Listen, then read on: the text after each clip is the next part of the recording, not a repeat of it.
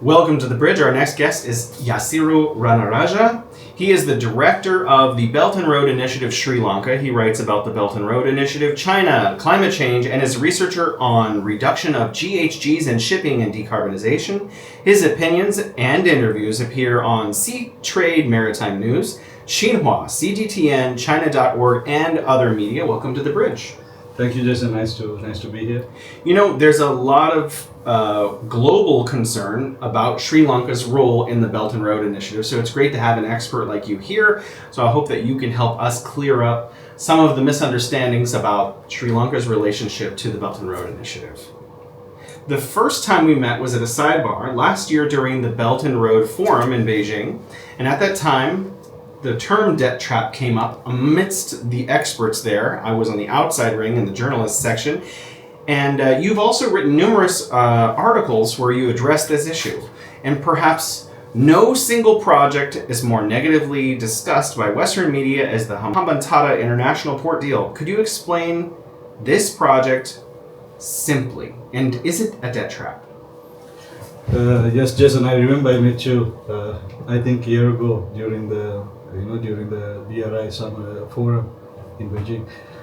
So yes, you are right. The debt trap is being circulated all over the world, and there is a lot of negative spin on the project, the whole project.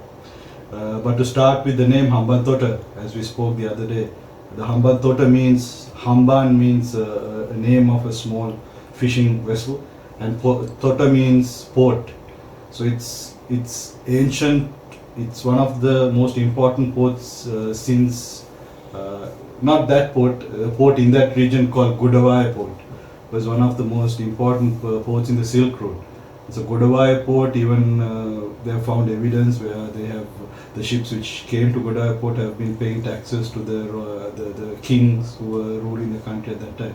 And there were evidence of Chinese coins, Arabic coins, and many of trade related items, relics found in that region.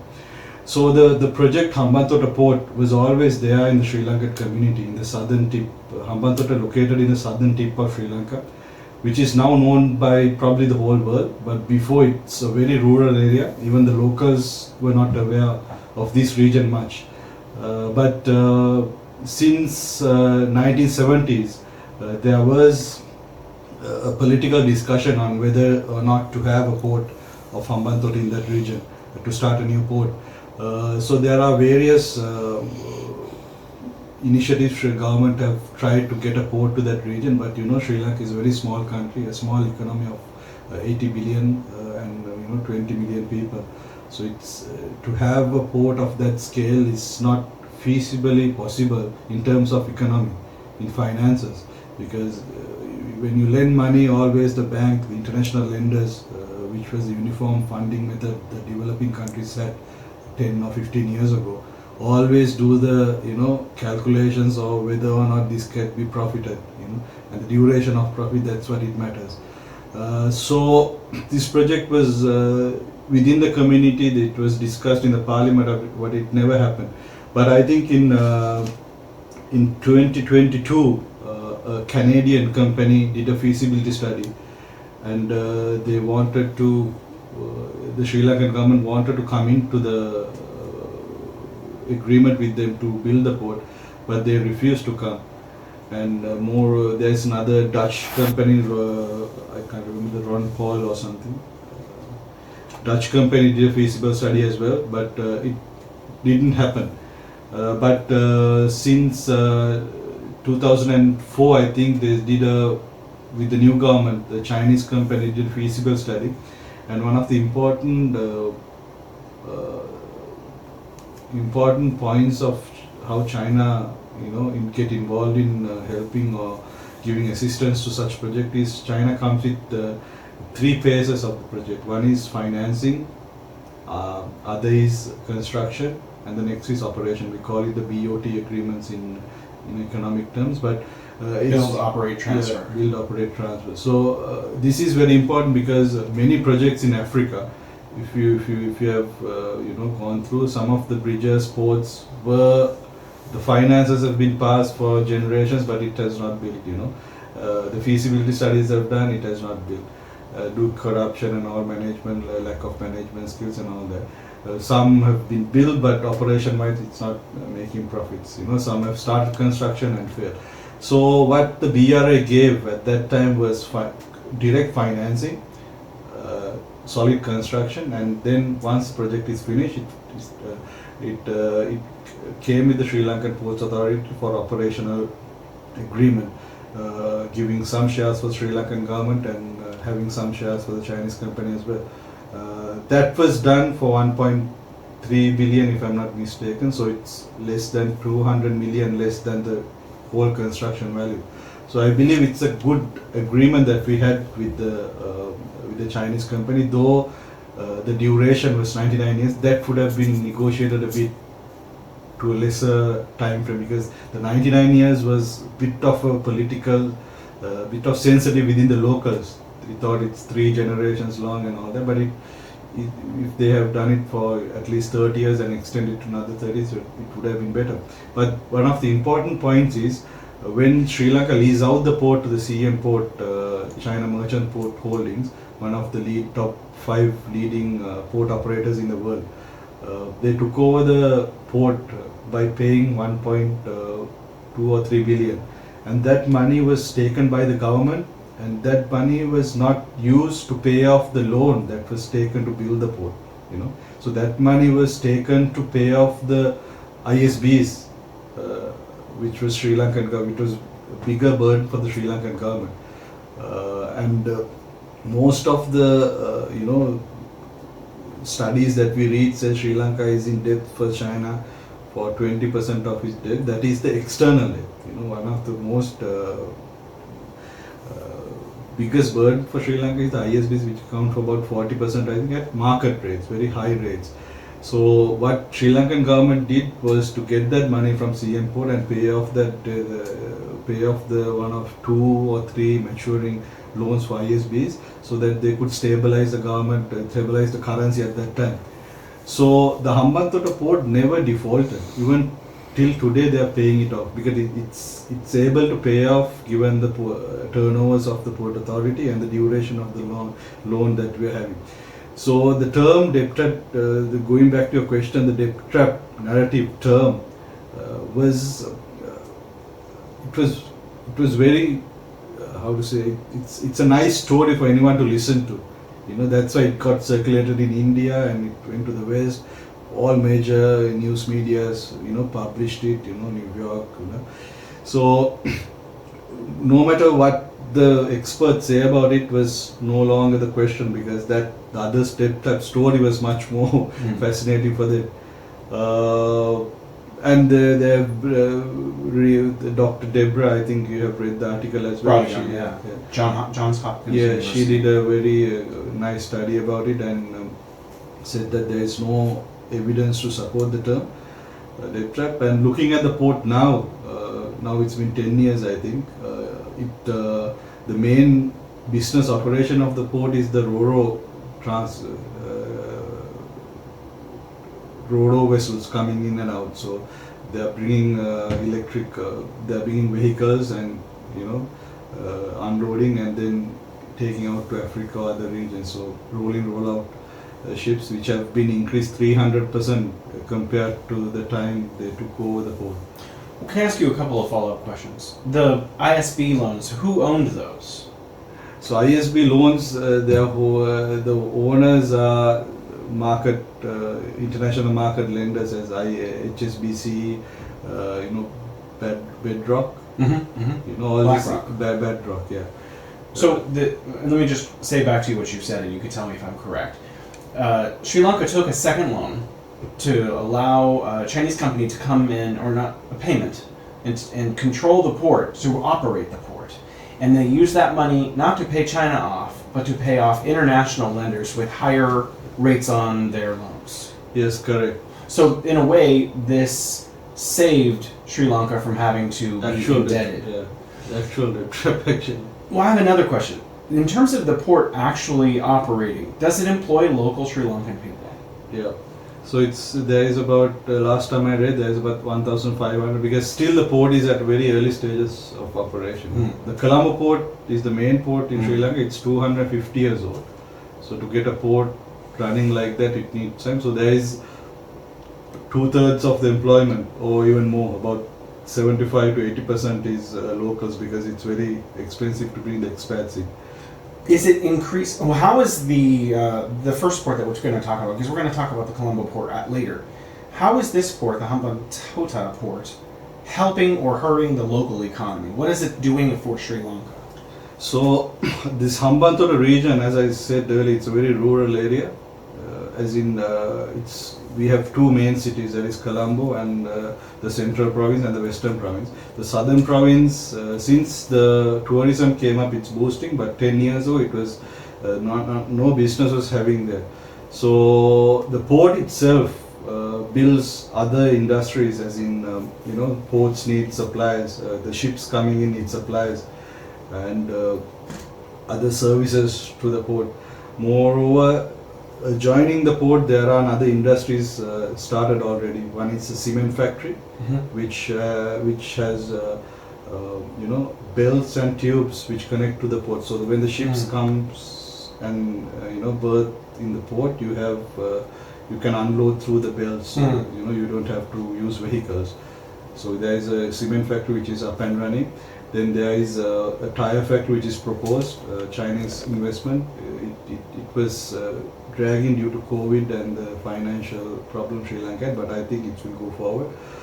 Apart from that, there is a local gas company, LNG gas and LPG gas terminal operating in the port, which is also boosting. So some of the industries has moved in, but I'm not gonna say that it's 100% carnival. We are having issues there because that region still, I don't know why the local industries didn't establish in Hambantota. This is something I'm currently talking to a few people and asking why the local industries didn't go and establish there. Because when the port was developing, Sri Lankan government gave lands through the Board of Investments for the best local companies, PLCs to come and establish. But there is some reason why it didn't happen. Probably because other infrastructures in schools, housing was not invest, but the road system is there. So there are some issues. I'm not saying it's a perfect story, but it's because this is asset-based development. This kind of assets developing would build longer economic benefits rather than going for other investments. So to answer your question, yes, there is some support to the local economy, but not in a scale compared to Colombo Port. So people compare Hambantota Port directly to Colombo Port. So that is something, Well, I mean, I want to move on a little bit and ask you a little bit about because the IMF is now involved in Sri Lanka in a big way, and we were talking about this before the show. How would you characterize the difference between Chinese investment and IMF investment in Sri Lanka? Because there are a lot of Sri Lankan people, experts, who want the IMF involved. How does Sri Lanka feel about the difference between financing from China and financing from the IMF? Yeah, that's a good question. Because this is election time and all the candidates are supporting the IMF. I don't know what to say. But to answer your question, even Sri Lanka, Sri Lanka once the 2013 government changed in 2014, if I'm correct. The government which supported the Hambantota Port, the past Rajapaksa regime, if you're following Sri Lankan politics, which some say is pro-China. But once a new government established, they went to the IMF that time. We went to the IMF 17 times. So, and one of the, I think, reforms or the proposals of IMF is the port of Hambantota. It's a burden to the economy and so on. But it was not. And then the current president that time was the Prime Minister. He proposed to lease it out. China came forward, I think. They leased it out to China. One of the reasons why Sri Lanka had to lease the port out is because Sri Lanka from 2012 to 2014 2010 to 2013, I think, recorded the highest economic growth at the time. Probably, in its history at 7 or 6%, 7 or 8% average, if I remember correctly. And we were, graduated to the higher middle income level. So we were not able to get concessional loans from international institutions. So Sri Lankan government came to a point where they have no way to get funding, because Sri Lanka had some other problems with its financing, because the public sector was failing, and there was a budget deficit going on for a few decades in Sri Lanka. So these are financial issues are there. I'm not saying it's not, but it's not the port is not the issue for that. It was always a bailout mill. So that's why the government went out and got the money, and use it to pay the ISBs. So sorry, IMF, I didn't. Yeah, sure. So Please. the international, the before the BRI, many developing countries, as you have heard before, had only one option: to go towards the IMF or the Bretton Woods system, right? Mm-hmm. Where not only finances, they count a lot of policy wise, human rights and all other issues. They want to align all states towards Western based thinking. I don't know. So we had very less options to go to. But Sri Lanka, at some areas, we negotiated fairly. For example, the Mahaveli Development Project, which is the largest irrigation project in Sri Lanka, was funded by many European countries, as the UK, Sweden, and later on China also funded. But basically, I'm saying the IMF was, one only option for the developing countries to go. The difference I see is China is more pragmatic on funding. They come inside the country and see the needs of the people, needs of the government, and then they, go forward with that. So most of the Chinese projects, you will see, even the CPAC in Pakistan, those projects were there in their countries for a long time, but they didn't have that whole package, financing, construction, and operation all coming together. Even when the Mahaveli Development Project, which I told you, the irrigation project, when we got the funding from the British at that time, we got the money, we didn't have the knowledge to build a dam of that scale. So there's a story saying, rumor, I don't know, the president told the Queen that we will name the dam after your mother, Queen Victoria. Actually, the name of the dam is Victoria Dam because of the funding. So then only the Queen have asked, British companies to come in and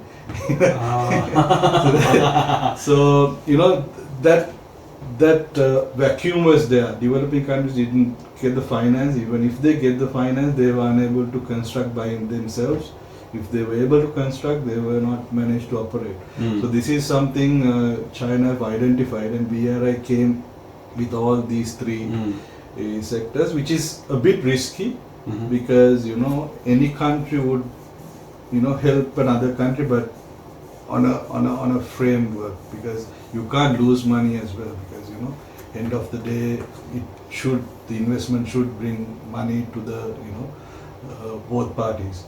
So BRI, as you have seen, some of the projects were not performing well, and that's why China got criticized a lot. Mainly in Africa, even in Sri Lanka, Hambantota Port didn't bring the money which it was expecting. But the point is, this is a port project, so it needs longer time to recover. So people won't get those things. They get instant answers, like they need everything at fingertips. They compare, okay, Colombo Port is bringing this, why not Hambantota Port? They won't. This is how people consume content these days. So that is, I think, one of the main difference from Western and BRI. But I think going forward, China will also further regulate it and come with we call high quality development projects, where they go into finances and further give more quality based development for his BRI project. Well, I mean, I'd really like to see hear your opinion about how does because the Belt and Road Initiative is not about any one or two countries. It's not just about China and Sri Lanka. It's about currently 154 countries-ish, up and down a little bit. So how do people in Sri Lanka or yourself envision Sri Lankans' participation in this international architecture? I think since the BRI came into in 2013 or 14, Sri Lanka was one of the first countries to recognize the Maritime Silk Road, the belt part of the Belt and Road, through official government statement. Xi Jinping himself came to Sri Lanka to inaugurate the Colombo Port City, which is, I think after Kazakhstan, the second country he came with regard to BRI was Sri Lanka, if I'm not mistaken.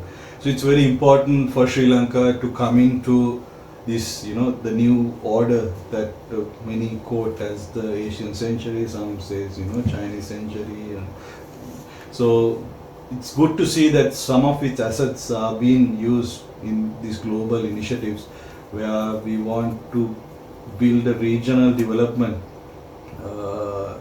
in Asia. So I think it's very important because we were not able to go through such an investment for a long time. If you come to Sri Lanka after if someone came to Sri Lanka after 10 years, the last 10 years, the road system has been updated to high-speed expressways, the ports have been built, there is a power plant we have built in Sri Lanka with the assistance of China, which lights, I think, 2 out of 3 bulbs in whole of Sri Lanka. So it's a big, plays a big role in Sri Lanka for the power generation sector. And we have built ports, airports, roads, some aids came through as water purification, water distribution projects are there. So a lot of, multi-scale development was done with the help of China during the past 10 years. So I think it was very fairly negotiated, and I think both China and Sri Lanka could get benefit out of it. You mentioned water because I think that's very interesting. When I look at some of the projects that have been built with China's aid or with loans from China, there are universities that are specifically focused on water. There's water purification systems. There are hospitals built for kidney problems. It seems like there is some sort of kidney-related epidemic in some parts of Sri Lanka. Could you elaborate what the problem is and what the solutions might be? Yes, you're right. You have done a lot of research. So Sri Lankans, about 10% of its population, if I'm not mistaken, go through some form of kidney issue in Sri Lanka. That is, some say it's due to groundwater, which normal people are able to get. Some say it's due to farming, the chemicals that you use for farming. Either way, there is an issue with water, especially within the central province and north central province, the center of Sri Lanka and the province on top of that. And the hospital that you mentioned, the kidney hospital, was aided by China in north central province. I have been there. So I have been there. It's a very new, nicely built hospital, and I've actually spoke to one patient there who has been coming to the hospital every 3 days. When your kidneys fail, you have to dialysis. Do, yes, the yeah. blood dialysis. They have to clean the blood. Yeah, every 3 or 4 days, right? So he's been coming to the hospital for the last year or so, and he said there are about 150 patients in that room. There are 2 sessions per day, morning and evening. So morning 150, evening 150. So per day there are about 300 to 400 people doing the blood dialysis every day. 7 days a week, all month. Every. Wow. So it's a big service to the community, and these people were very grateful for the project. Though many less people know this project was funded by China, and there are some villages, the whole village. The families in whole of the village are going through the kidney issues because it's based on the water. So all each house has one patient of kidney. So there are bus services from some villages running daily to the hospital as well. So it brings a lot of benefit to the region and ground level solution, because once you have a kidney patient in your family, your mentality or your problems, everything it's a big burden to you. So I think this hospital was a big help from Sri Lanka, from China to Sri Lanka, and China didn't stop there. Sri Lankan government consulted China on this issue, and they also funded 3 projects for water distribution in Tambuttegama and Kandy regional cities, and also they started Sri Lanka China Water Technology Institute in Kandy, which do research on to solve the problem from its roots, so that future we will not. So both curing and solving the problem both happening in Sri Lanka. So this is very a very sensitive issue for Sri Lanka, I hope. And Sri Lanka also helped China in some ways. Sri Lanka, I don't know if you've heard, we are the biggest donor for kronas. Ice called krona, right? For donating ice. Wow. So we donate ice. We have been giving for the last 5 years around 1,500 to 2,500 ice been given to China from Sri Lankan patients. Wow. And there's a story a few years ago where a kid got the ice, and once after 3 years the kid came back to Sri Lanka to see the family of the donors. And when the kid was walking to the house, the family have told, I can't believe that you are seeing us from our father's eyes, because Wow. the father had an accident and he donated the eyes, he have registered donated the eyes. So, those kind of sensitive cooperations are between Sri Lanka and China.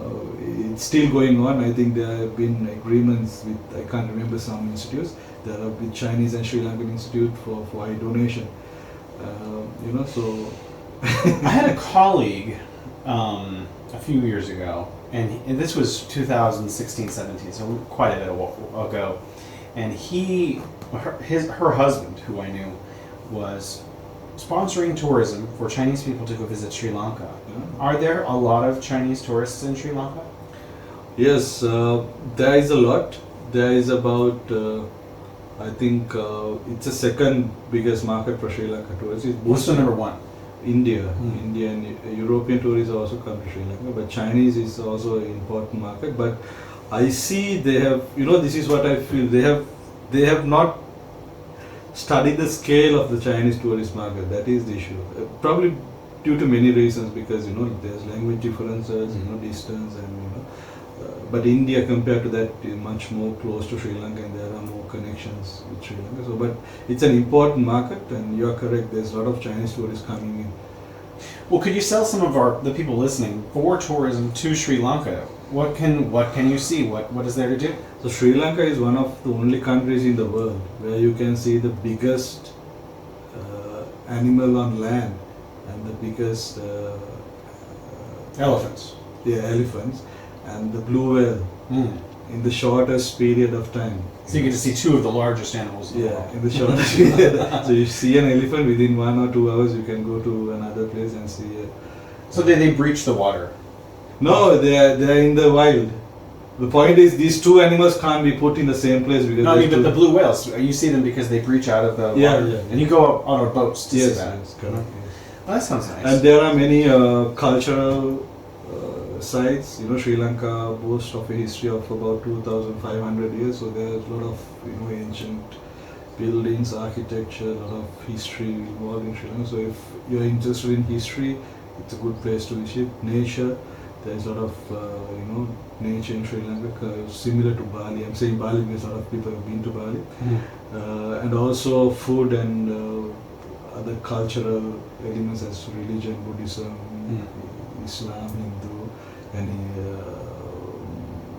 many temples and so on. So there is something for everyone in Sri Lanka. Well, I want to switch gears a little bit here to overcapacity, which is currently still a dialogue that's going on. This started with Janet Yellen, the Treasury Secretary of the United States. She accused China of overcapacity, especially in solar and wind energy. But you have been extensively quoted by Xinhua News recently for an article entitled "China's Overcapacity Theory Contravenes Market Economy Principle." So, can you tell us about China? Is China manufacturing an overcapacity? Why or why not? Yes, this is true. You're right. So Yeah, so when Chinese production come at very efficiently at a very competitive cost, then you say it's not compatible to our, it's like when we were kids, when we were playing, when we were losing, sometimes we try to change the rules of the game. It's very childish of rather they could be much more smarter in addressing these issues. To be honest, no country want to have a benefit out of it, out of the market. Right? But the problem we see here is China is playing by the rules of the market. Then once they're succeeding at it, then you say it's not fair, and even so that's very bad. I think China understands that how to play it. And just to add something to your question, though that is correct, there's issue with surpluses. Major Chinese exporters and importers of Chinese products. Other countries go through a deficit, and China goes to a surplus. Even our economy, we have a deficit with China. So that could be a short time gain for China, but it could be a long time risk for China, because if all countries feel this way, then countries question whether it's sustainable or not. But I try to see the issue here, because why China is getting surpluses. I think about 600 billion per year Chinese trade surpluses are there.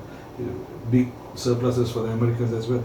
The problem is China manufacture in a very efficient way. Mm-hmm.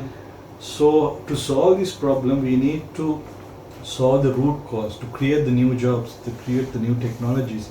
These are the things that China has identified to look into. That's why even if you watch that interview, I told that China is funding Sri Lanka, about 800 schools if I'm not mistaken, with a digital classroom. Teaching them about all these computers, smart technologies, basics of all this AI, and the basic knowledge of these new technologies, so that the kids would be fit to the new jobs coming into the market. That way, the market competitiveness will catch up in the future. Because what can China do if you are in the game? It's a baseball game. If you are winning, you can't just go off the field. One way is to train the other people to play better. So that is what China is doing. They are lifting up, the root levels of the societies in other countries in ways they can to, get efficiency out of their. So I think the argument with, as I quoted, the overcapacity theory, it's a political argument within the Europe and US elections based. With the Chinese EUVs coming at very competitive cost, so they have to find an answer for it. If not, these products will settle in other markets, especially even Africa. The roads are built. There is a lot of scope. Not all Africa, but some regions, as in the West, Nigeria, South Africa, even Ethiopia and Rwanda, that region, their economies are boosting. So those markets are, the Indian market is there, the Asian market is booming, Indonesia, ASEAN is. So there are other markets for China to establish or cooperate in the region. But as I said, there is an issue with the trade deficits. Which I think China understands it, and that's why they have gone to the African countries as well. There are many projects in Africa. I can quote each and every one of it. But if your listeners need to look into that, there are many route-based development or assistance given by China. So I believe that is to level up the trade which happening in China and other countries. Because there's a quote in China saying your customer can't be poor, because if your customer is poor, eventually you will be out of business, because Right, absolutely.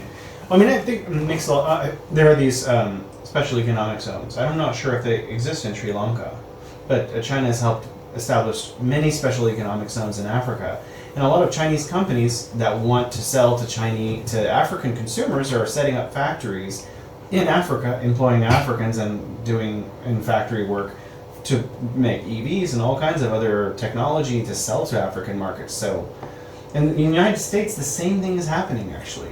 There are like 5 or 6 different solar factories in the United States that have been set up as joint ventures with Chinese companies. So Chinese factories are moving into the United States and getting factory jobs to the United States, which we want. Yes. So there's one in Tennessee, there's one in Texas, there's one in Alabama, there's one in Ohio, etc.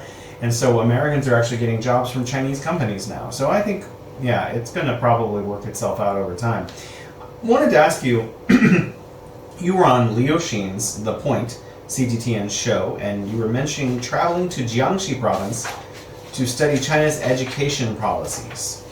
So what were you trying to learn about China's education policies? Yes, Or what did you learn? Yes, I traveled to Jiangxi. You're right. Yeah, I was invited by the communications department of Yichun city. It's one of the interesting visits I made to Jiangxi. One thing I learned in that visit, I was able to visit not only the city governments, but also regional small counties, villages, and I went through all the. You went to schools. Schools also, so all counties, villages, not only schools, they are administrative branches. I had a good tour. They were they gave a lot of, they facilitated a lot of, areas for me. What I've noticed is once we say China, what comes to our mind is it's very top down method, very authoritative. The central government holds all the power in the country, but what I saw was in one of the cities, I want to quote actually the name of the city. It's Gambay village, if I'm not mistaken. They are a small village, about I think 50 families or so. So their main income was the wood industry, so cutting trees, and the government passed a policy, you have to protect the environment, and the whole about 80% of the village was under the national government policy of protection, and the villagers were out of jobs, and the village went to economy crashed, and what do you call it, poverty levels. Even came down the poverty level. And then when I spoke to the local leaders, they were saying we had the challenge to bring this village out, and we did that in 6 to 10 years, where they have invested in tourism and bee farming, wild honey, and they sell it on Taobao. So what I've learned is when the system in China, though it's a central government model, the lower bottom levels of the society contributes a lot to the central government, right? And they found the solutions, and they proposed to their higher. If it's village, they proposed it to the county or the city government, and the efficiency of the government shows very clearly, because if the project is feasible, it goes forward. So this village, as the government, the leader of the government on that village, I was talking to him. He said after a few years, the village came out of poverty, and it was one of the villages. Model village for rural revitalization. The policy of the Chinese guys. So that village came a model for that. It's a very clean village. The whole, it was built for tourism. I recommend your visitors and even you to visit that. Jiangxi region. I like honey. So it's a very informative tour, because it changed a lot of my thinking of how. Well, how did education play into your trip? Because education, they give the schools digital education. If you go to Chinese classrooms now, every classroom have this digital screen. The interactive whiteboard. Yeah. And most of their curriculum highlights not only the stream subjects, mathematics, science, so on, but also cultural, language, and all of that. So I think the youth of China is very much. I've been engaging with them a lot. They are very dynamic and vibrant. There's a lot of hope for it. To answer your question, I think education, they have made it a priority, and they have invested heavily on its building the infrastructure of education, building schools, classrooms, their transportation, and the meals, even Chinese embassy in Colombo funded the meals program in Sri Lanka as well. Oh, really? Wow. For the children. So, that's great. So the children, as you know, for Chinese parents, children and the youth is. I think for all but China cultures. is they're spending a lot of money. Mm. In my opinion, because they look into the children to teach a lot of things, even sometimes more than they want. Yeah, so, absolutely. Yeah, that visit was very informative, and I'm very thankful for the Ishun, government for hosting me, and I learned a lot. I'd like to move on a little bit to cultural diversity. You also recently praised cultural diversity, intercultural dialogue, leading to a more comprehensive and inclusive global governance. So I'm guessing this has to do with the Global Civilization Initiative, where China is hoping to learn more about other countries' cultures and hoping that other countries learn more about its culture. What do you think about this? Yes, that is true. This is something, what I see about, something about Xi Jinping, I have to say. Not as propaganda, but, he see an issue before it happens. I've noticed it many times. Just to give you an example, when he took power back in 2013 or 12, he had few problems, right? Some are good problems, some are bad problems. Good problems, I mean like surpluses in China. China has been getting a lot of USDs, US server. This is good, but it's a problem. What to do with all this money, So mostly China, it's a good problem to have. Yes, in Buddhism we say good and bad problems. Yeah. Having a lot of girlfriends, probably a good problem. They're not having a girlfriend. So having a lot of customers to you could be a good problem, rather than not having customers. Anyway, having customers is also a problem because you have all these problems, customers complain, you have to manage and all that. So for Xi Jinping at that time had, 3-4 pivotal problems in his table. One is the surpluses, what to do with it. What China was practicing was to invest it back in the US economy. Buying a lot of treasuries at that time. But it's risky, right? What happened to Russia, Afghanistan? Right. If US gets angry, they say, okay, we're gonna, seize all of your treasuries. So that is risky. So that is one thing that he had in mind. Second is, he looked into the trade routes. Trade routes are very important for China because, if you know about the century of humiliation, the Chinese trade routes were blocked, like in Malacca, the Portuguese were there. So, trade routes, it's very pivotal, and China was very sensitive that all of the trade routes going and coming out of China is surrounded by American bases and European allies. So this is an issue at that time. Other issue was, once he came into office, the 10 years of Hu Jintao was the most funded time in Chinese economy, where they boosted the infrastructure of China, roads, bridges, you name it. They built everything. So all these state-owned enterprises like China State Engineering, Communications Construction was at its top, at its peak. So it was, the employment was high, the production was high, materials production was high. So it was all at a peak. But the Chinese construction boom was coming to an end. They were completing all the projects, so there was a high risk of all these state-owned enterprises going bankrupt if they were not able to, sustain. So that's why I think he translated this into the BRI sort of philosophy, where Chinese companies would have more work to do. Yeah, outside of then you create alternative trade routes to.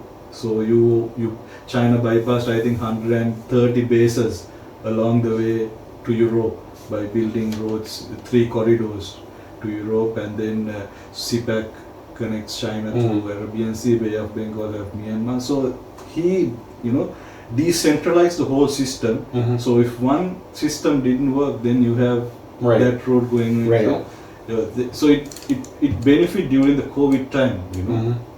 The railroads were working, and without investing in the US bonds, he took, I think, 1 trillion out of it, and they invested in Africa and economies that are beneficial. I think that bailed out China for the next 10 years. This we didn't know this because it never happened. We came out of that problem, right? So I think he thinks in a way, I don't know. And to answer your question, the global civilization, one of the issues that we have in developing countries, before China, most European, like French, American companies come to these countries and do projects. One of the reasons, most of the time they come into cultural conflicts, so there is no common ground for two countries to come in together. So cultural initiative is very pivotal in order to take these projects forward.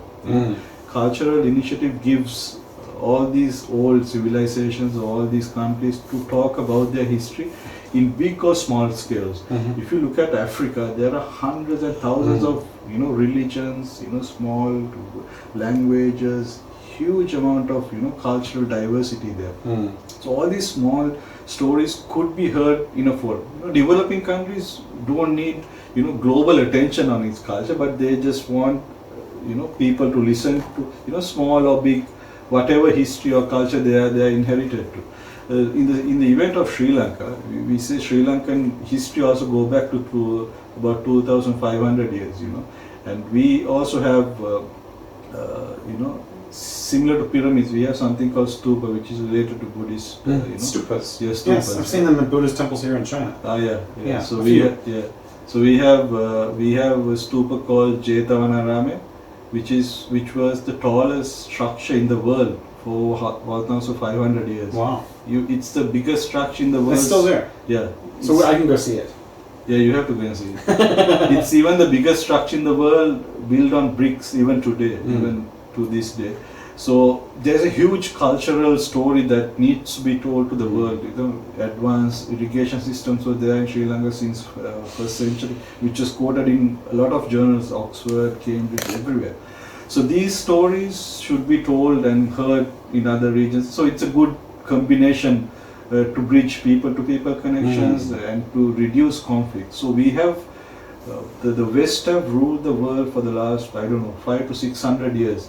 So how the Asia going to lead the world could be different from this perspective, where they want to show that your background is also important to me. That's why when the statues in Afghanistan, the Buddhist statues, the Bahian statues, when they blew up during the time, it was very sensitive to many Asian countries, because they also know that they have some background.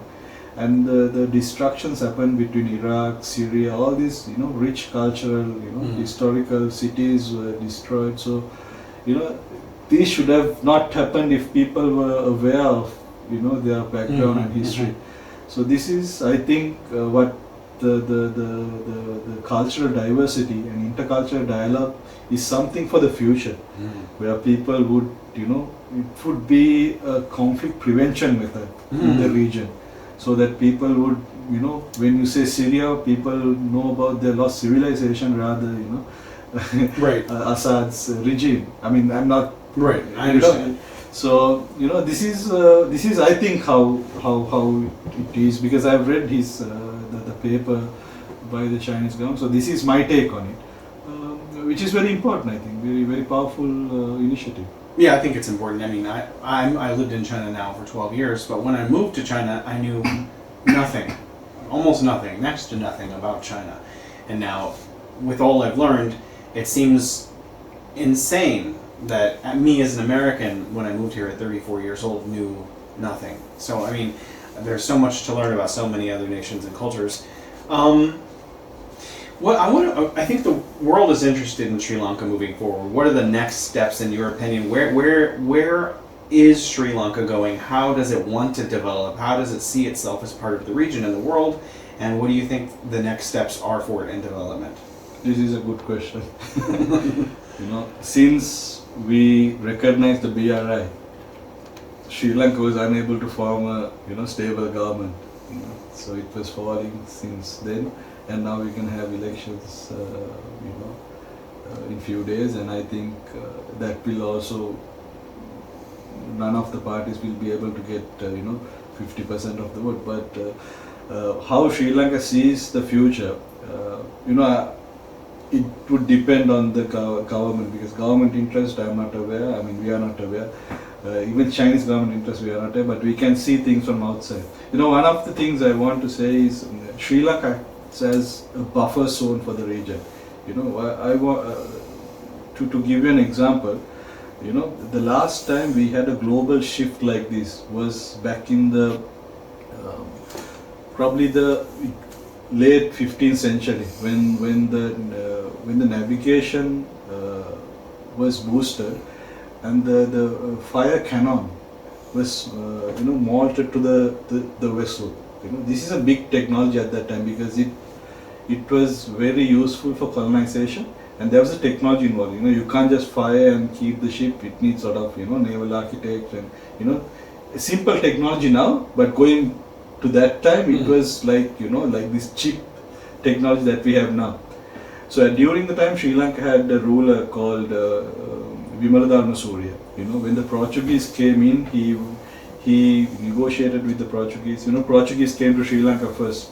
That was the first time they came to the Indian Ocean, and that's how they went to Malacca and Macau.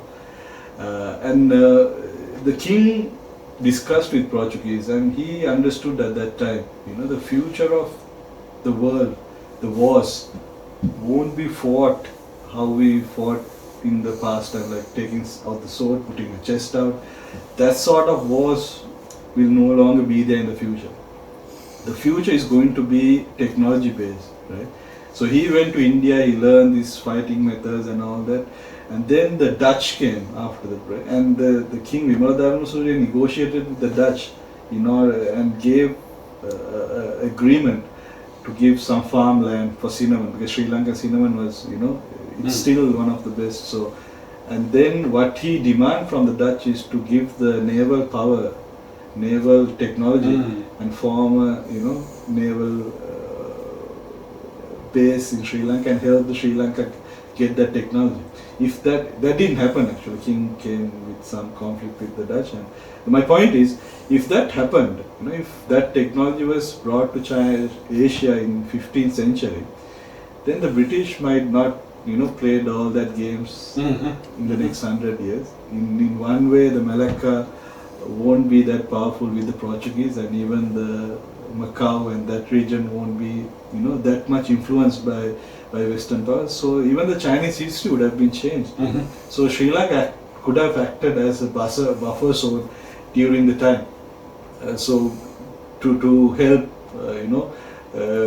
to limit the invaders or to build a regional technology. So coming to now, if we are to quote what will happen in the future, the wars that the World War II method wars will no longer be there. Even if you take the Ukraine-Russia war, it's long-range war. People won't go at like World War II, don't go face to face.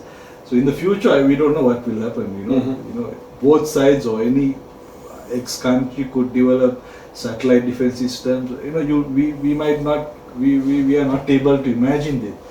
So to answer your question, where should Sri Lanka stand? I think Sri Lanka should go with the advanced technologies, which as possible they can get, because there is no negotiation on this, because British, Dutch, Portuguese, when they came to invade Sri Lanka, they didn't ask Sri Lanka whether you're non-aligned or they just came.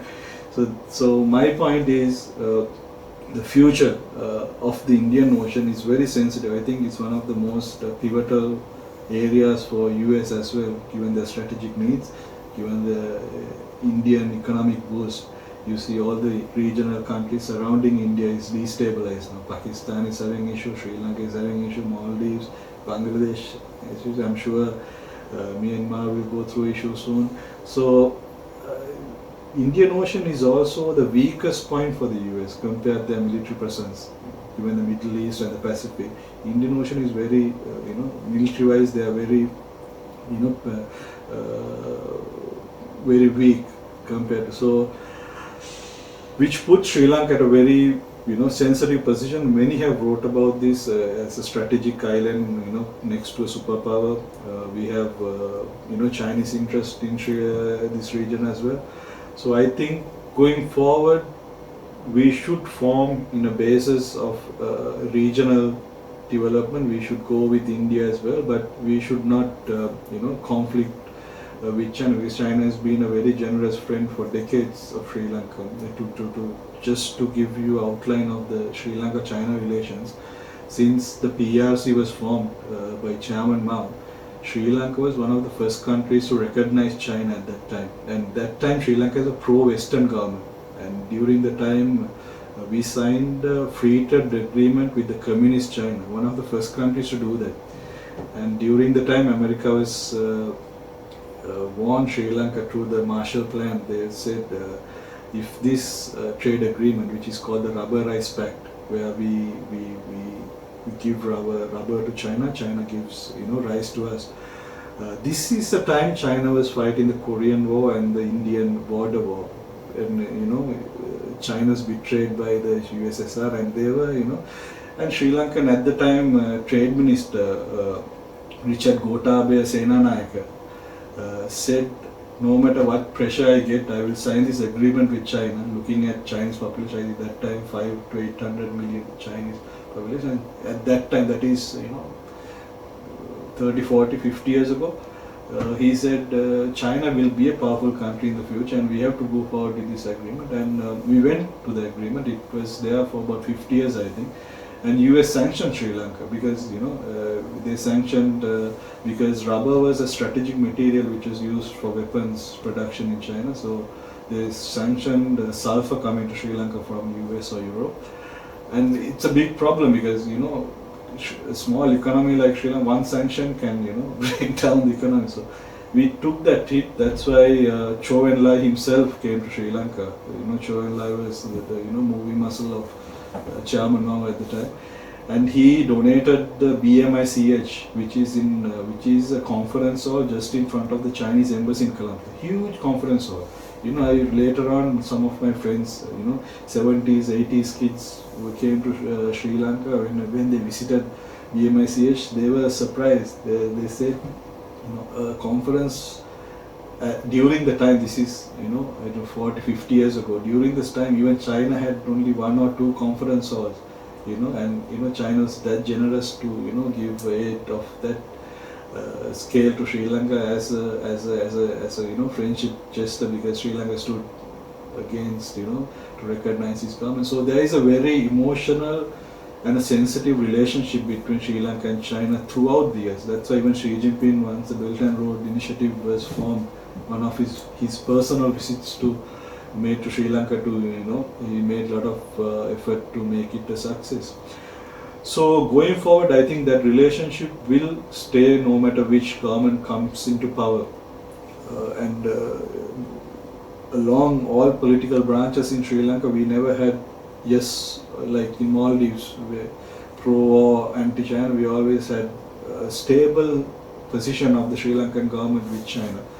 So I believe going forward, Sri Lanka is in a good position because we have very sensitive and emotional relationship, a special relationship with China. We have some form of good, cooperation with India as well, out of the other countries, Pakistan and all this.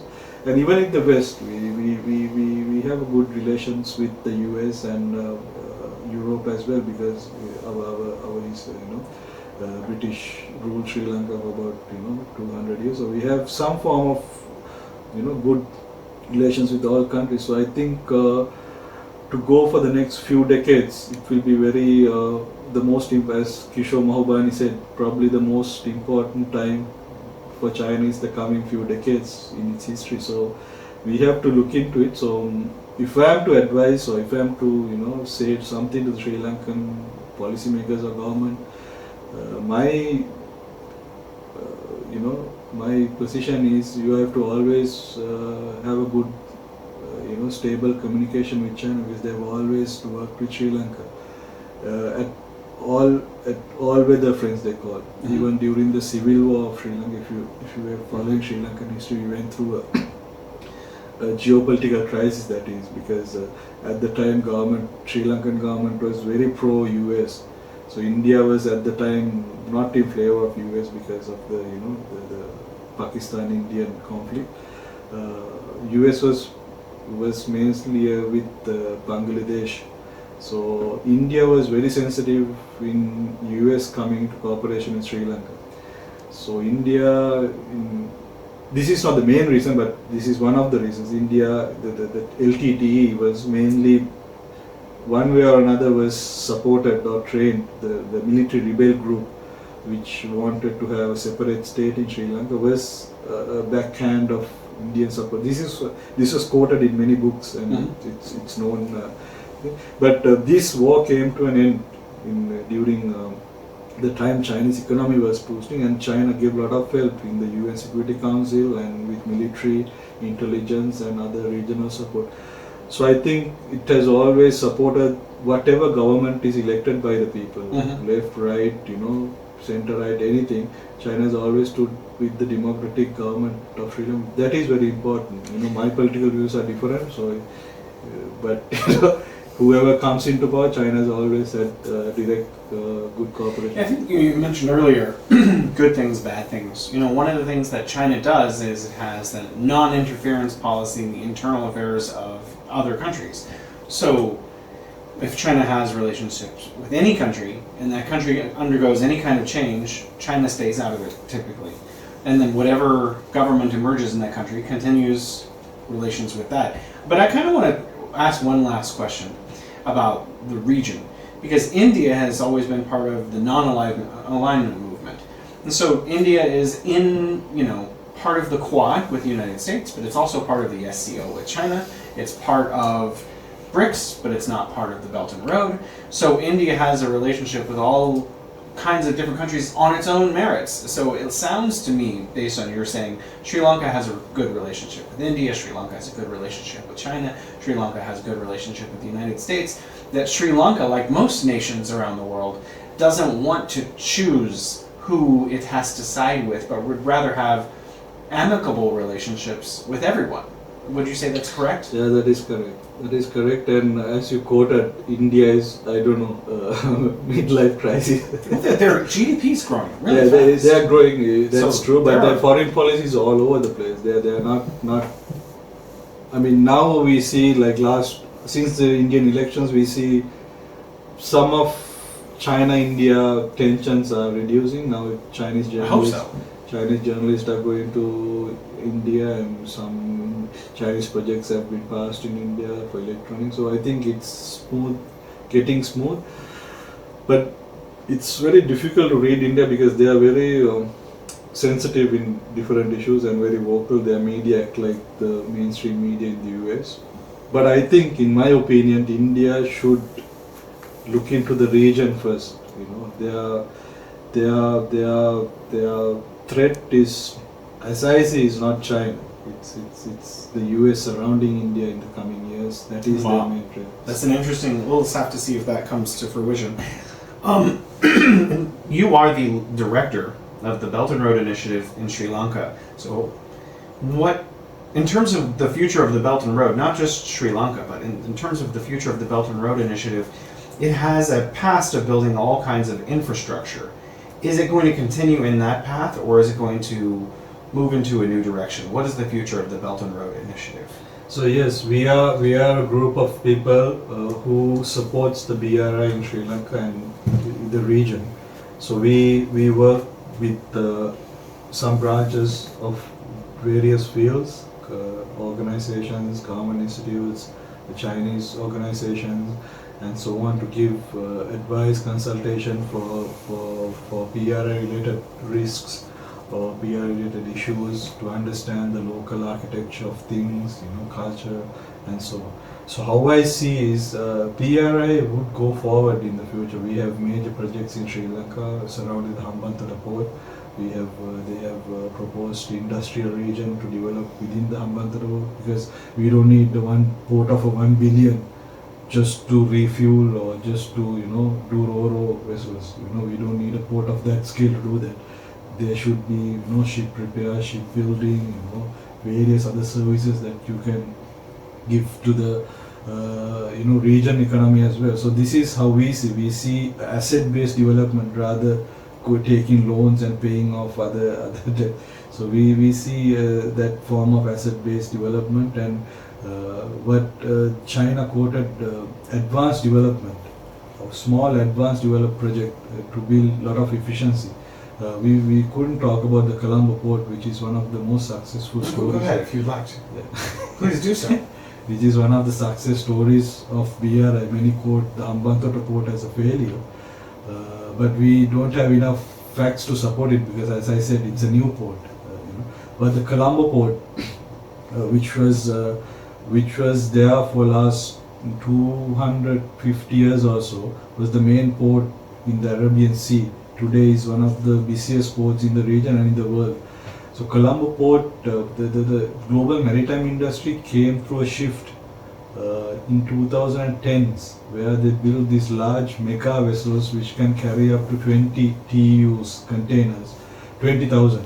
So these form of vessels could only be berthed at some, not all ports, But Colombo Port didn't have that facility. It was not, the cranes were not long enough, the depth was not there.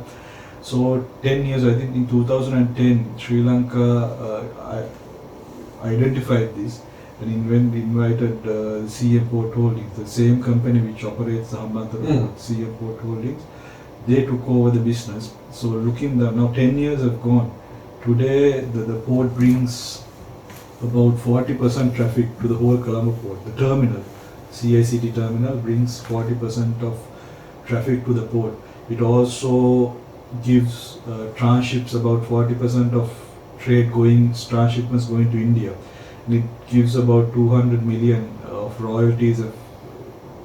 For example, it has paid around 200 million of royalties to the Sri Lankan Government Ports Authority. 200 million in what currency? USD in the whole term, the 10 years, And plus the whole port is whole terminal is not for the CM port. There's I think 40% or something. I'm not sure about the percentage, but it's a joint venture between the Colombo Ports Authority, Sri Lanka Ports Authority, and the CM Port Holdings. So that's a very successful story. Because how many people are employed there? It's very less. It's very less because the cranes are automated, and compared to other terminals, the employment is low, and they are making a lot of profits out of it. I don't have the exact number, but I know that for a fact other terminals, there are 2 or 3 other terminals which are held by private companies. They can't compete with this port. That's why we have the West Container Terminal being invested by the Adani Group, Indian group, and the US is also supporting it with 300 million.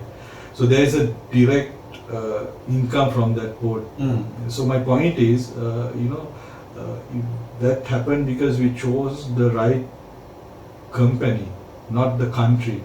During the time we went forward with the company which has a global footprint in port operations. That is what Sri Lanka should do when they are giving the terminals to other countries. So now the current president wants to give the other terminal to Japan, and they already gave the West Container Terminal to Adani of India. So I think the evaluation should be done based on the company which is coming into the port rather than the country. Just to conclude, that also one of the major, because Colombo Port is identified as one of the pivotal points of the BRI. So the Colombo Port City, if you have heard, the reclaimed land where we want to build a financial city is just next to that terminal. So it will bring all the service sectors, banking sectors to the region and act as a hub in the region. So these are huge projects which Sri Lanka could have not imagined 10 years ago, which have actually come into reality. So that is what I want to say, one of the success stories of BRI. So people can find you on what website or what link? I'm active on X, Twitter a lot, but what's your handle? At Y Ranaraja, I think. Okay. Thank you so much for your time, Yasiru Ranaraja. Thank you very much.